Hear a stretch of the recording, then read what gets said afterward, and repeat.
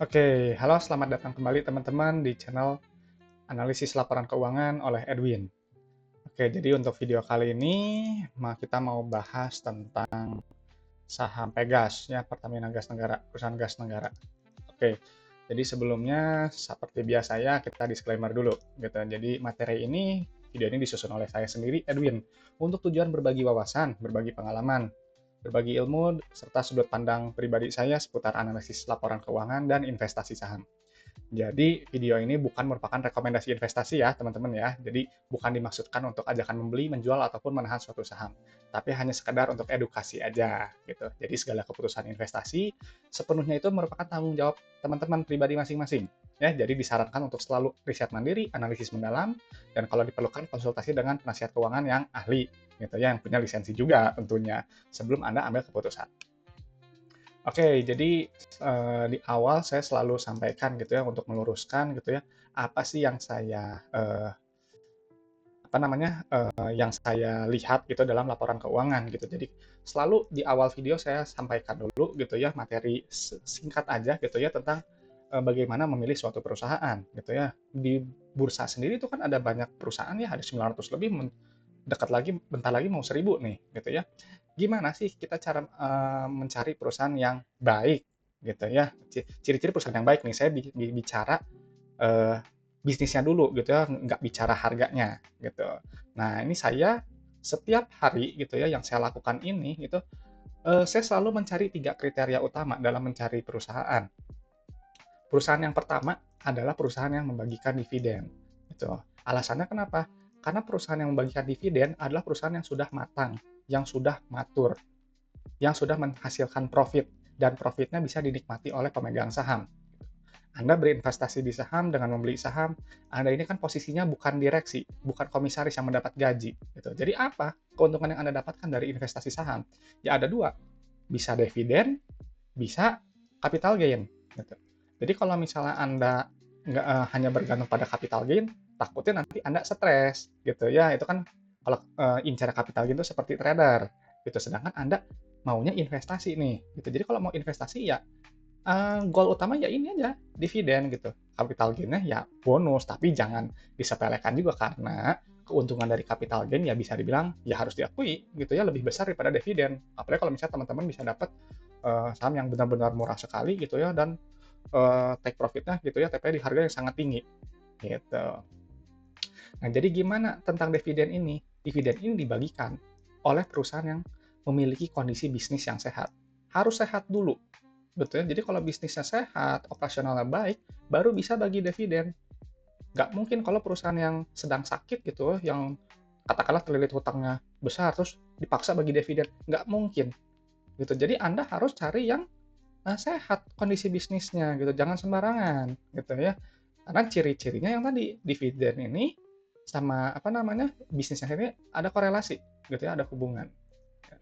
Dan pastinya sebelum Anda setelah Anda tahu nih kondisi bisnisnya sehat, jangan lupa beli di bawah nilai di bawah nilai wajarnya gitu, harus under value gitu. Kalau nggak under value, nanti Anda akan mengalami capital loss gitu ya, penurunan harga saham. Anda belinya terlalu tinggi gitu ya, nggak sebanding dengan apa yang nanti akan dapat gitu ya. Jadi jangan ikut-ikutan lah beli saham gitu ya. Anda harus bisa analisis sendiri gitu ya. Anda harus bisa menghitung nilai wajarnya masing-masing gitu ya. Ini penting sekali gitu ya. Karena kan problem utama seorang investor itu adalah membeli di harga tinggi, lalu ketika harga turun dijual rugi, koar-koar gitu ya. Investasi saham ini malah jadinya seperti gambling gitu. Itu berarti di awal udah salah pemahamannya ya, caranya saja udah salah gitu. Jadi ya sebelum teman-teman invest, sebelum teman-teman membeli saham, gunakan akal sehat Anda ya, use your common sense gitu ya, ini favorit saya gitu. Jadi apa yang saya sampaikan di materi ini, di video-video sebelumnya dan video-video yang akan datang adalah, metode yang selama saya gunakan dari 2016 itu yang paling simpel aja gitu buat saya gitu ya, yang benar-benar, mudah dipahami gitu ya, seolah-olah seperti Anda memiliki bisnis kecil. Gitu. Jadi Anda dengan memahami dasarnya ini, apapun itu perusahaannya, apapun itu bisnisnya, setidaknya Anda bisa mengerti gitu, tanpa Anda, tanpa Anda paham paham betul bagaimana sih mekanisme perputaran bisnisnya, enggak gitu. Karena kan Anda posisinya ini sebagai investor gitu ya. Nah, jadi memang tadi kan saya singgung ada nilai wajar nih. Nah, prinsip saya gitu, saya mengikuti konsep value investing, di mana saya membeli pada saat harga sahamnya atau tempatnya PBV-nya nih ya, kurang dari satu. Loh, kenapa PBV kurang dari satu? Karena gini, intrinsic value yang saya gunakan dalam memilih saham itu menggunakan PBV gitu ya, price to book value. Dan sama dengan satu gitu, artinya apa? Modal perusahaan ini ya dihargai sesuai dengan harga sahamnya gitu. Jadi ketika harga sahamnya dia turun di level tertentu gitu, misalnya PBV 0,6, PBV 0,5 atau lebih rendah, barulah Anda bisa membeli gitu ya. Barulah saya akan mulai mencicil beli di situ di buying zone-nya gitu. Anda memiliki margin of safety yang besar gitu. Jadi kalau ketika ada penurunan Anda nggak takut karena memang sudah membeli jauh murah sekali gitu. Tapi hati-hati karena PBV ini sangat umum, sangat sederhana, jangan sampai tertipu gitu ya. Karena banyak yang PBV kurang dari satu perusahaannya itu menipu Anda gitu ya. Jadi perusahaan kutip kosong gitu ya, perusahaannya jelek gitu. Makanya saya sampaikan gitu ya, saya kasih tahu ke teman-teman penting sekali untuk memahami gitu ya perusahaan ini kondisi bisnisnya sehat gitu ya. Jadi ketika harganya sudah mencapai intrinsic value, PBV sama dengan satu, exit take profit. Selesai gitu. Nggak perlu saya sampai multi bagger lah gitu ya, untung ratusan persen, ribuan persen, nggak, saya nggak yang seperti itu tipenya gitu. Jadi selama sudah PBV sama dengan satu, ya udah saya lepas aja. Kecuali kalau memang kondisi bisnisnya memang benar-benar bagus, dividennya benar-benar sangat menarik dan stabil, baru saya bisa hold ya sedikit lebih lama lah selama mungkin gitu. Meskipun jarang sekali gitu ya, karena ya nanti ujungnya juga ketika overvaluasi ya Anda nanti akan perusahaan ini nanti harganya akan mengikuti si value perusahaan gitu ya, mean reversion. Nah, jadi prinsip dasarnya untuk Anda yang ingin berinvestasi itu harus sabar gitu ya. Fokus pada value gitu ya. Kenapa harus fokus pada value? Karena value ini yang berubah setiap 3 bulan sekali alias setiap kuartal laporan keuangan ini terbit gitu. Kalau misal Anda fokusnya pada harga, harga ini berubah setiap hari, setiap detik gitu. Anda akan kewalahan sendiri gitu. Jadi mau gimana gitu. Anda bisa memilih gitu ya, mau fokusnya pada harga, boleh silahkan gitu ya. Jadilah trader, gunakan analisis teknikal. Atau memang mau benar-benar berinvestasi. Kalau memang Anda mau berinvestasi, ya fokusnya pada value. Value yang Anda lihat gitu. Sifatnya memang subjektif gitu ya. Mungkin ada yang lihatnya hanya dividennya aja gitu. Bisa aja gitu, terserah. Value yang mau Anda gunakan. Bebas gitu. Nah, jadi oleh karena itu Anda harus orientasinya jangka panjang gitu.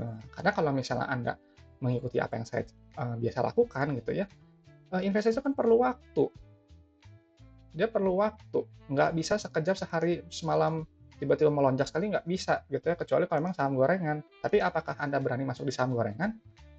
Dengan Anda meresikokan modal yang besar, nanti akan kehilangan modal, ya, alhasil nanti Anda akan trauma sendiri gitu. Jadi kalimat saktinya nih ya, harga saham ini pada akhirnya akan mengikuti kinerja fundamental perusahaan dalam jangka panjang. Ini yang terpenting nih, dalam jangka panjang gitu ya. Orang-orang itu biasanya kebanyakan hanya motongnya sampai sini nih, mengikuti kinerja perusahaan gitu, tapi lupa jangka panjangnya gitu. Makanya kenapa banyak sekali berita-berita atau mungkin analis-analis itu mungkin sharingnya ini perusahaan ini bagus gitu ya, bagus, tapi fokusnya malah ke harga gitu. Mereka nggak fokus pada ini jangka panjangnya gitu. Jadi Anda harus yang menganalisis sendiri, Anda yang tentukan sendiri gitu. Gitu ya, value-nya berapa gitu ya, holding period-nya ya harus siap jangka panjang gitu. Nah, caranya tadi gimana nih supaya tahu kondisi bisnis yang sehat perusahaannya itu? Ya harus memahami laporan keuangan gitu. Analisis fundamental, saya nggak menyebut saya menggunakan analisis fundamental gitu, karena analisis fundamental itu dia sangat luas. Laporan keuangan ini memahami laporan keuangan hanya bagian kecil, hanya salah satunya gitu.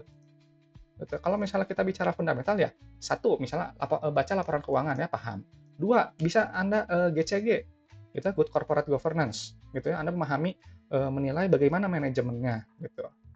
Atau bisa juga nanti Anda akan menilai corporate action-nya gitu ya, aksi korporasi perusahaan yang akan nanti dilakukan gitu. Itu banyak sekali. Atau Anda juga mungkin akan menilai reputasi perusahaan gitu. Bagaimana perusahaan ini nanti akan interaksi dengan perusahaan lainnya gitu, pembayaran misalnya utangnya gitu gitu ya, hubungan dengan perusahaan lainnya. Itu luas sekali analisis fundamental gitu ya. Bisa juga Anda menilai misalnya makronya gitu bagaimana gitu. Itu terlalu rumit menurut saya gitu. Jadi saya hanya fokus pada laporan keuangannya aja gitu ya, hanya bagian kecil. Makanya kenapa nama channel saya gitu yang saya biasa lakukan, ya ini analisis laporan keuangan. Ini senjata saya gitu. Saya jarang sekali melihat yang makro-makro seperti itu. Fokus pada apa yang sudah ada, yang sudah terbit, di sini aja fokusnya gitu ya. Jadi tidak menggunakan proyeksi-proyeksi gitu. Ya, jadi laporan keuangan ini ya tadi ada 3 ya. Ada neraca, laba rugi, arus kas gitu. Jadi teman-teman harus paham aja 3 ini. Nggak harus semua pos-pos laporan keuangan Anda harus pahami. Tapi kalau misalnya bisa paham ya lebih bagus gitu ya. Nanti Anda bisa cross check dari laporan-laporan ini di catatan atas laporan keuangannya kalau diperlukan gitu ya, kalau memang teman-teman penasaran. Nah, jadi pada saat saya memilih perusahaan gitu ya, ada yang harus saya apa ya, ada SOP-nya. Yang pertama itu ya screening dulu dong gitu ya. Jadi ketika perusahaan ini tidak memenuhi syarat-syarat screening yang sudah saya tentukan, saya langsung skip. Artinya perusahaan itu tidak menarik. Jadi ketika perusahaan tidak menarik ya cari aja saham lainnya. Kan banyak ya gitu ya. Gitu. Jadi jangan Anda memaksakan gitu ya. Saya tidak memaksakan diri saya masuk ke satu saham yang memang yang nggak lolos screening. Buat apa gitu. Gitu. Oke, nah ini memang syarat utama ini ada banyak ya, ada 7 gitu ya. Yang pertama dividennya gitu ya, riwayat pembagian dividen, saldo laba positif. Nah ini value yang saya gunakan PBV ya, ini harus kurang dari 1. Nah, ini paling penting gitu untuk nilai valuasinya. PER, CFO positif, CFI dan CFF-nya negatif. Ya, apa ini gitu ya, nanti ya teman-teman yang udah setidaknya udah ada basic di saham pasti udah tahu lah gitu ya. Kalau misalnya nggak tahu, berarti ada kemungkinan teman-teman belum terpapar bagian-bagian laporan keuangan gitu, terutama ini di bagian cash flow karena ini bagian yang selalu dilupakan oleh berita dan oleh analis-analis biasanya seperti itu karena fokusnya biasanya ke laba rugi melulu gitu ya. Nah jadi sebelum kita analisis gitu ya, saya nanti akan gunakan nih Excel. Ini template-nya teman-teman bisa download-nya sebentar. Nah, ini nih. Jadi teman-teman bisa download gitu ya. Semuanya itu ada di deskripsi video ya, passwordnya ALK Edwin. Teman-teman boleh download gratis, nggak ada biaya gitu ya. Nggak ada yang premium lah gitu ya. Semua yang saya lakukan ini terbuka gitu. Anda bisa cek aja gitu ya di video-video saya gitu ya yang biasa saya lakukan gitu. Jadi ketika teman-teman udah download, nanti teman-teman akan dapat seperti ini gitu ya. Jadi teman-teman bisa latihan juga ngisi si sel-selnya ini dengan yang ada data-data di laporan keuangan gitu. Oke, jadi kita sekarang masuk aja ke analisisnya ya, kita screening dulu nih perusahaan ini bagus atau enggak. Oke, yang pertama itu kan kita saya selalu cek nomor 1 itu dividend payment history yang tadinya saya udah singgung, perusahaan yang bagi dividen adalah perusahaan yang sudah matang, terbukti untungnya bisa dinikmati saya dan teman-teman sebagai pemegang saham gitu ya. Jadi untuk Pegas ini datanya saya udah kumpulkan gitu ya. Jadi saya mencari perusahaan yang 3 tahun ke belakang ini dia bagi dividen. Dan ini untuk Pegas dia rutin bagi dividen gitu ya, tanggalnya udah ada gitu ya. Nah, mungkin teman-teman nanya, Pak, yield-nya mana gitu ya, besarnya berapa? Saya nggak perlu yield. Saya nggak perlu yield gitu ya, mau yield-nya cuma 0,5%, 1%, 2% nggak masalah gitu ya, nggak masalah. Yang penting bagi dividen. Yang tadi kan kalau memang perusahaannya memang untung, ya dia harusnya bagi dividen dong. Tapi kalau perusahaan yang nggak pernah bagi dividen, tapi dia untung terus, Anda dapat apa? Dapat gaji? Kan bukan. Anda bukan jajaran petinggi perusahaan gitu. Atau bisa aja perusahaannya cuma untung-untungan aja di atas kertas. Nah, mana bukti keuntungannya? Nggak ada gitu. Oke, nah jadi kita langsung aja untuk laporan keuangan di balance sheet yang pertama Anda langsung masuk ke pos yang paling penting, yaitu kas dan setara kas. Kenapa ini paling penting gitu? Karena kas dan setara kas ini adalah muara dari laporan arus kas. Ini adalah akhir inti cerita dari laporan arus kas. Gitu ya, makanya kenapa ini paling penting. Gitu, Anda harus pindahkan gitu ya. Nah, jadi teman-teman sebelum pindahin data nih ya, pastiin dulu satuannya. Pastiin dulu satuannya ya, ini disajikan dalam dolar Amerika Serikat. Nah, ini saya salah ini ya, units in EDR-nya masih jutaan. Jadi kita pindahkan saja gitu ya menggunakan kurs Nah, sudah, ini menggunakan kursnya dolar Amerika Serikat, USD. Oke, nah kita pindahin aja angkanya. Nah, gampang. Nah ini kas setara kas, ini posnya ini ada yang di paling atas ya. Kita tunggu, ini bisa saya lihat. Ah, ini bisa. Nah yang ini. Kita pindahkan saja angkanya. Bentar ya, saya cek dulu nih suara saya. Oh iya ada. Oke. Nah, ketika Anda sudah dapat kas dan setara kas, Anda harus memahami maknanya ini apa kas setara kas. Jadi kas dan setara kas ini dia punya 3 fungsi sebenarnya. Fungsinya itu yang tadi saya bilang, itu ada di sini laporan arus kas semua. Jadi singkatnya saya ceritakan gini, kas setara kas itu punya 3 fungsi, yaitu fungsi operasi, gitu ya, fungsi investasi, dan fungsi pendanaan. Gitu ya, selalu ada 3 gitu. Jadi nanti kita akan bahas lebih lanjut ya di yang ini laporan arus kas. Cuma singkatnya gini, Anda membayar kan pakai uang, Anda menerima pembayaran pakai uang kas, Anda bayar utang ke bank pakai uang kas, gitu ya. Kan nggak mungkin Anda menerima pembayaran juga misalnya pakai aset tetap gitu ya, pakai rumah gitu kan nggak mungkin, harus ditunaikan dulu dalam bentuk uang gitu. Makanya ini adalah aset paling liquid yang akan selalu dipertimbangkan oleh seluruh pengguna laporan keuangan. Mau itu investor, mau itu pihak bank, mau itu bagian operasional, kan semuanya lihat ke uang dulu. Mau ekspansi bisnis, beli alat pakai uang kas dan setara kas ini. Nggak mungkin Anda cairin deposito, gitu ya maksudnya. Ya memang deposito ini masuk ke setara kas, cuma kan nggak mungkin Anda misalnya investasi dalam bentuk yang lain gitu ya, yang katakanlah kurang liquid, sengaja gitu yang Anda cairin kan nggak mungkin gitu. Jadi kalau saya menganggapnya kas dasar kas ini ya ibaratnya uang tunai yang kita pegang aja di dalam dompet. Setelah itu gitu ya, udah di kas dasar kas, loncat ke sini ekuitasnya. Nah, Pak, kalau misal liabilitas nggak dilihat, nanti dilihatnya kan kita ini screening dulu gitu. Kalau screeningnya lolos, baru nanti bisa dilihat gitu ya. Ini bisa dilihat nih tuh kayak gini yang misalnya yang penting nih pinjaman bank gitu ya. Terus ya terutama ini sih pinjaman bank jangka panjang ya sebenarnya ya, karena kan itu yang punya bunga ya gitu yang jadi menggerus profit. Nah ini langsung cek di ekuitas ya, saldo laba itu ini nih, pos yang ini, pindahin aja langsung, teman-teman bisa pindahin ya.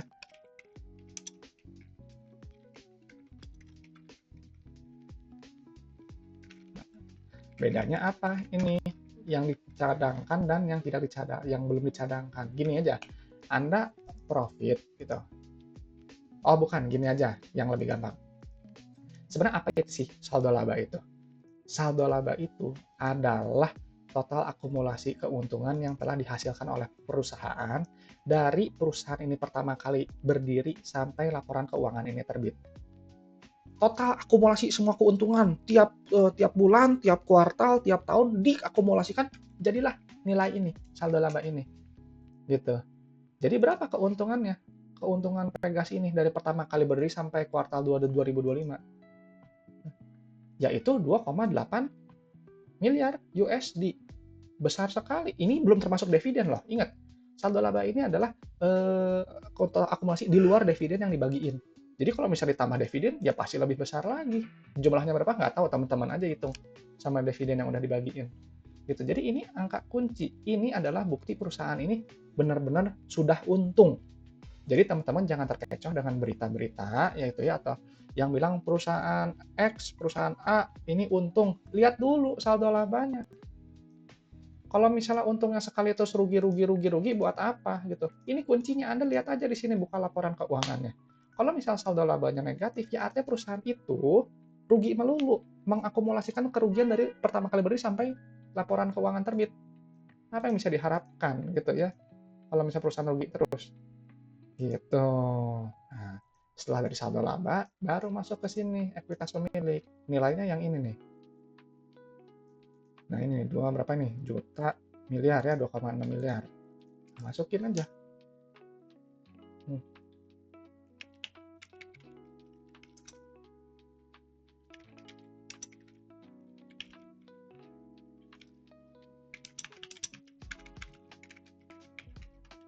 Nah ini udah keluar nih ya ekuitasnya. Gitu. Nah langsung keluar tadi. Oh maaf sebentar, saya ada yang kelewat tadi ya. Jadi yang ini belum di oke dulu, ini belum di oke gitu ya. Jadi kan tadi cari cari 3 tahun ke belakang gitu. Nah, di 3 tahun belakang ini kalau memang sudah terbukti membagikan dividen, maka sudah lolos yang tahap pertama, diokein dulu. Nah, terus tadi saldo laba ini udah ya positif, berarti ini juga oke, udah lolos screening point yang kedua. Dan yang ketiga, ini PBV sama dengan apa? Kurang dari 1 nih. Oh, 0,98. Ini menarik gitu ya, nilai bukunya 1788. Harga terakhir 1760. Nah, jadi kalau teman-teman, ini kan menarik nih ya, PBV kurang dari 1 ya, value yang biasa saya gunakan. Jadi kalau misalnya kita beli di 1760, exitnya di PBV sama dengan 1 kan, potensial profitnya berapa? 1,56 gitu. Tapi kalau nggak salah ini Pegas dulunya 1.500 ya. Kalau 1.500 gitu, berarti Anda bisa profitnya 19% kalau Anda beli di 1.500 gitu. Yang rasional aja lah gitu ya. Kalau saya untung 10%, 20%, 30% nggak masalah gitu ya. Yang penting terkendali aja gitu, merasa cukup gitu ya. Nggak harus yang ratusan persen gitu. Itu gaya saya gitu. Tapi kalau teman-teman gayanya berbeda, mah gitu ya, boleh silahkan aja, ikuti aja gitu. Nah, ini menarik nih ya, PBV kurang dari 1, cuman ini masih terlalu mepet potensial profitnya gitu. Jadi ini watchlist aja lah buat saya ya gitu, di watchlist aja gitu. Nah, sekarang udah lewat nih ya ekuitas, langsung loncat ke laba rugi. Di laba rugi ini yang terpenting adalah pendapatan, laba bruto, dan ini laba periode berjalan gitu ya. Kenapa? Karena kalau misalnya pendapatan semakin meningkat nih, kayak gini nih, meningkatnya kita sambil pindahin angkanya ya. Kalau pendapatan meningkat, artinya semakin banyak customer gitu ya, yang menggunakan barang atau jasa Anda. Meningkat gitu ya, volumenya jadi bertambah. Atau bisa juga Anda meningkat menjual dengan volume yang sama tapi harganya lebih tinggi gitu. Nah, nanti kan pendapatan ini yang tadi saya bilang, semakin dia naik ya berarti barang Anda semakin laku gitu. Nanti nilai pendapat ini nanti akan Anda kurangi dengan COGS nih, beban pokok, harga modalnya gitu. Jadi misalnya Anda jual sepatu 100.000, modalnya 50.000 gitu. Maka Anda akan dapat laba kotor ya 50.000 gitu. Nah, jadi laba bruto ini adalah rumusnya itu ya revenue dikurangi dengan harga modal, COGS ya, beban pokok atau HPP gitu, harga itulah pokoknya ya. Kurangin aja. Nah, ini nih, laba brutonya yang ini. Pindahin aja. Nah, nanti ketika Anda sudah memindahkan gitu ya, nanti akan keluar ini gross profit margin atau margin laba kotor. Nah, ini di Pegas ini dia turun ya gitu ya. Jadi kalau turun gimana? Ya udah turun aja, nggak usah dipusingin gitu ya. Cuman memang interpretasinya itu ketika harga laba brutonya kotor gitu ya, artinya ya perusahaan ini ya antara apa namanya? Performanya menurun gitu ya. Karena kalau normal kalau misalnya pendapatan naik ya harusnya sih laba brutonya juga naik gitu ya. Jadi karena bagaimana cara untuk meningkatkan gross profit gitu? Ya Anda besarkan revenue gitu ya, revenue lebih gede atau ini efisiensi. Harga pokoknya dibuat serendah mungkin supaya dapat gross profit yang tinggi gitu. Tapi ya itu mah tugasnya ini aja lah manajemen. Anda kan investor, yang penting Anda lihat aja yang ada di laporan keuangan. Itu cara saya. Gitu ya. Jadi semakin nanti GPM-nya besar, akan semakin banyak ruang untuk laba bersih. Gitu kan Anda harus bayar ini atau misalnya tadi nih harus bayar administrasi, harus bayar misalnya kalau misalnya bisnis sehari-hari, bayar listrik, bayar tabung gas LPG, gitu ya, bayar bensin ongkos, kan nanti dikurangi.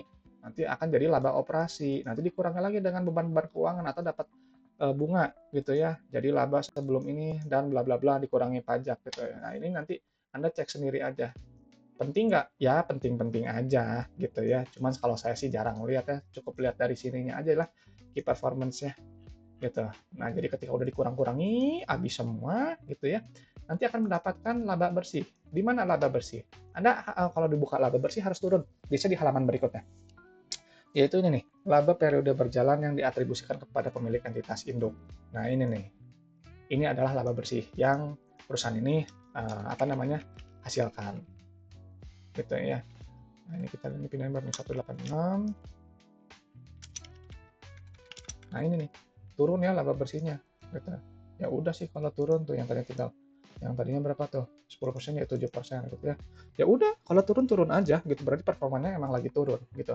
Tapi ingat, performa itu nggak dilihat dari ininya aja, apa, margin laba bersihnya. Sebagai investor Anda harus melihat ini, PER-nya. PER itu apa?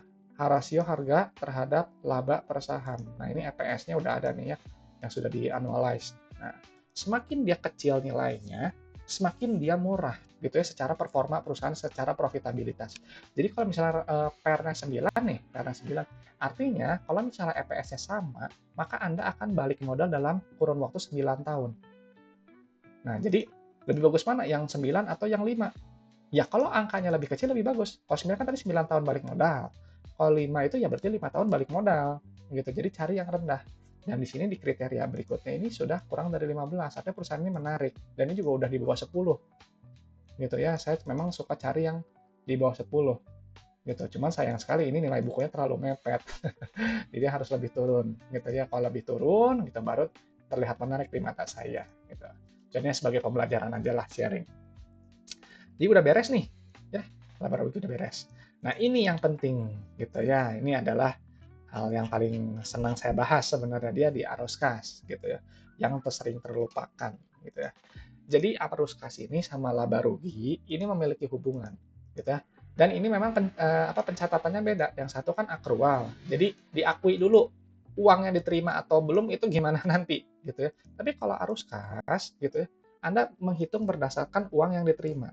Kalau misalnya Anda punya bisnis apa gerobak bakso gitu ya, eh, kalau pendapatan itu kayak misalnya gini, Anda berhasil menjual satu mangkok bakso seharga 10.000.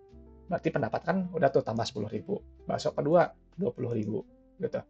Nah, tapi kan karena sederhana gitu ya, karena jualan bakso kan sederhana, Anda kan langsung terima uang ya 10.000 gitu. Jadi penerimaan kasnya juga bertambah 10.000 sama besarnya dengan pendapatan. Nah, sekarang kita buat sedikit lebih unik.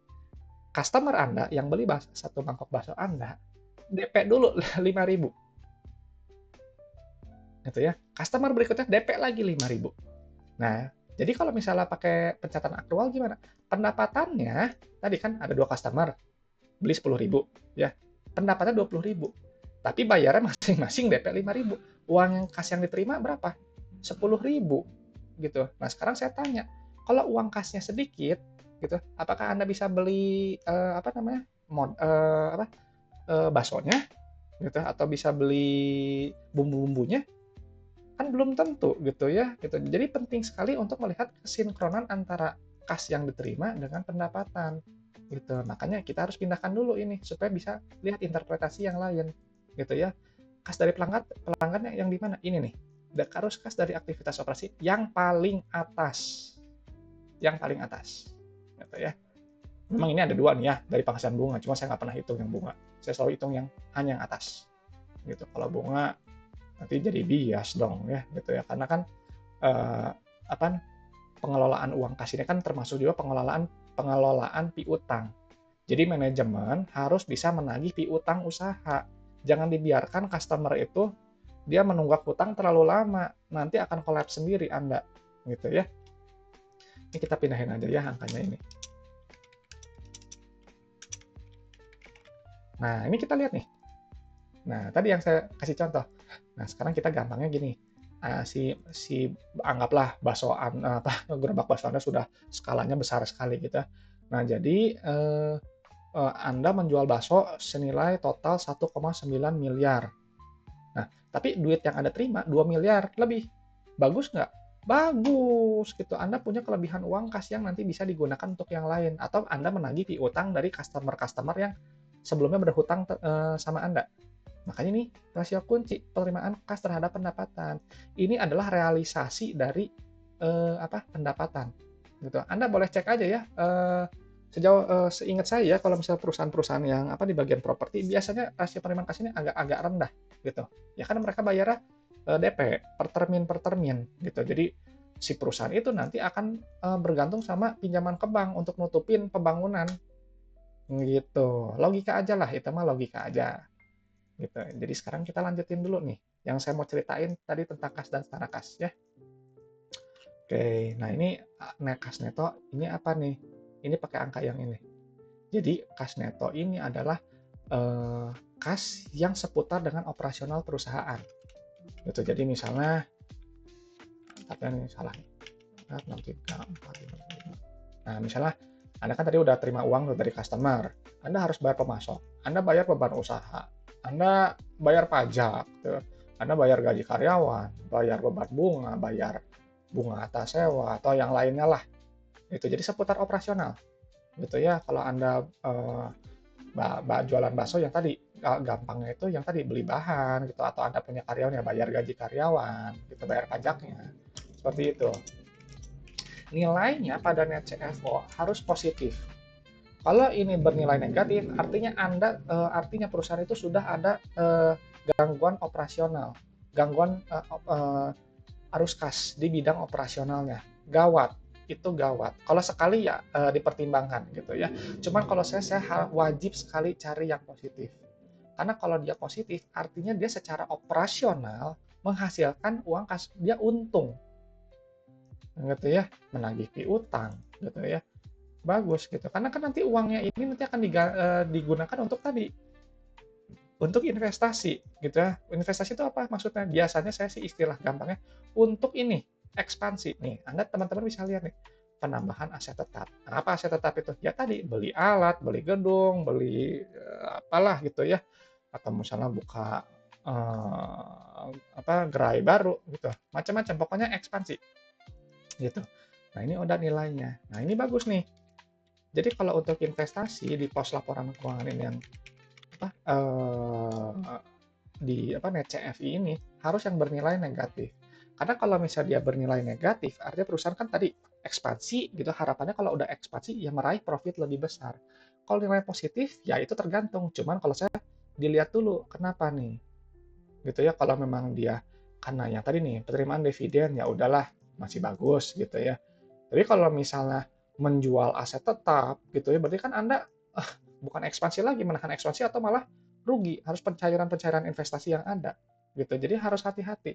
Gitu, makanya saya cari yang CFI-nya negatif dan ini sudah oke. Nah, baru aktivitas pendanaan. Pendanaan ini ya paling gampang itu tentang pinjaman aja lah. Gampangnya gitu aja gitu. Jadi kalau misalnya ini nilainya negatif gitu ya, Anda membayar utang bank. Tapi kalau Anda ininya positif, berarti Anda menerima pinjaman bank. Ini lihat aja di sini. Nih, kalau penerimaan pinjaman bank, dia positif nilainya tuh. Gitu. Tapi kalau misalnya Anda bayar pinjaman bank, tuh dia nilainya negatif. Ya, jadi Anda jangan lihat ininya dulu. Pahami aja konsep dasarnya gitu. Jadi kalau dia positif, Anda minjem ke bank. Gitu ya. Artinya Anda harus siap bayar bunga. Jangan nanti akan menggerus laba bersih, menggerus itu tadi ya, laba bersihnya pasti berkurang. Anda nanti pakai uang kas buat bayar bunga. Gitu. Jadi cari yang negatif gitu. Kalau negatif ya dia berarti mengelola utang dengan baik gitu ya. Anda bayar kan pinjaman gitu. Perusahaan yang baik itu kan dia membayar pinjaman, membayar kewajiban yang memang harusnya dibayarkan gitu. Kalau misalnya dia nggak bayar malah pinjam terus, ya tadi gitu ya, bunga bank makin besar, pinjaman makin besar, belum tentu lunas gitu ya. Nah, jadi intinya apa? Kas Tarakas ini dia adalah muara dari yang tadi, aktivitas operasi, investasi, dan pendanaan.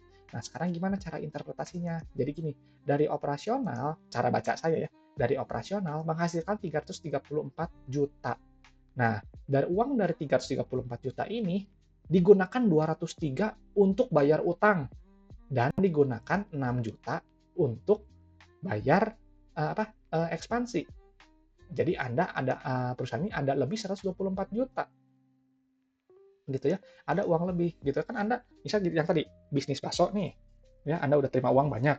Anda udah bayar udah beli modal gitu, beli bakso, udah bayar karyawan, udah beli gerobak baru gitu ya, mau jadi 2 gerobak nih sekarang. Terus udah bayar pinjaman ke bank. Terus masih ada sisa uang kasnya. Nah, ini bagus nggak menurut teman-teman? Ya bagus, gitu ya. Jadi ini adalah pola arus kas yang sempurna, gitu ya. Apalagi kalau misalnya kas Tarakasnya ini positif, gitu. Jadi memang ini kan bisa plus min, plus min, plus min. Nah itu memang ada 8 pola arus kas, gitu. Cuma nantilah nanti mungkin di video-video berikutnya nanti saya bahas gitu ya tentang pola-pola arus kas, gitu. Cuman cara bacanya kayak gitu. gitu ya. Anda harus bisa menginterpretasi gitu nih. Misalnya saya kasih contoh lagi nih yang di tahun sebelumnya. CFO-nya positif, CFI-nya positif, ininya negatif. Artinya apa? Saya melihatnya gini, berarti dari uang operasional dan sedikit pencairan investasi digunakan untuk membayar hutang, gitu. Dan ternyata nggak cukup, jadi harus merogoh uang yang ada di dompet sebesar 205 yang ada di sini. Harus kas di sini, gitu. Bagus nggak? Gitu.